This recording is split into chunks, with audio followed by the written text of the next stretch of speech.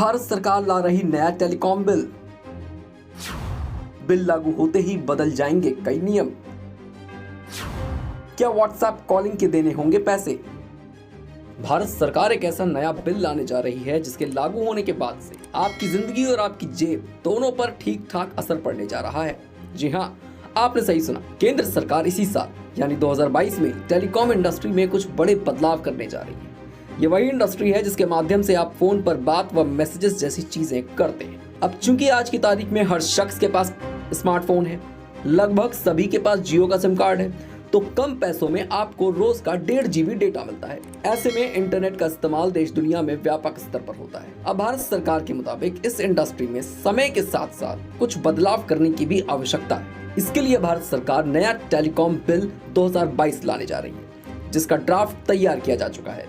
इसके लागू होने के बाद से व्हाट्सएप, जूम और गूगल डुओ जैसी बड़ी कंपनियों को देश में कॉलिंग और मैसेजेस सर्विसेज देने के लिए लाइसेंस लेने की जरूरत पड़ेगी। जी हाँ, अब उन्हें लाइसेंस लेने के बाद ही काम करने की अनुमति मिलेगी।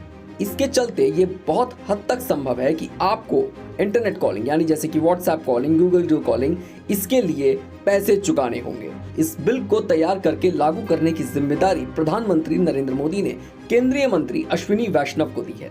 केंद्रीय मंत्री अश्विनी वैष्णव ने कहा कि कई बार कारोबारी वातावरण, टेक्नोलॉजी बदलाव और अन्य कारणों के चलते टेलीकॉम इंडस्ट्री कई अलग अलग फेज से गुजर चुकी है। ऐसे में इस इंडस्ट्री के रीस्ट्रक्चरिंग की बेहद जरूरत है। इसमें नए बिल से मदद मिलेगी। अगर रीस्ट्रक्चरिंग होती है तो इससे कई बदलाव होंगे। प्रधानमंत्री नरेंद्र मोदी ने उन्हें ये जिम्मा दिया है कि भारत का digital legal framework global benchmark पर होना चाहिए। हालांकि इसका ये मतलब नहीं है कि दुनिया में जहां सबसे अच्छा फ्रेमवर्क हो हम वहां की कॉपी करें। ये एक बहुत बड़ा कदम होगा, खास करके टेलीकॉम इंडस्ट्री में, लेकिन ये करना असंभव नहीं है। ड्राफ्ट टेलीकम्युनिकेशन बिल 2022 के मुताबिक व्हाट्सएप, जूम और गूगल डुओ जैसी बड़ी कंपनियों को देश में कॉलिंग और मैसेजिंग बिजनेस रन करने के लिए लाइसेंस लेने की जरूरत होगी। इस बिल का ड्राफ्ट सभी के लिए दूरसंचार विभाग की वेबसाइट पर उपलब्ध है। इसके साथ ही विभाग ने बिल पर इंडस्ट्री के सुझाव भी मांगे हैं।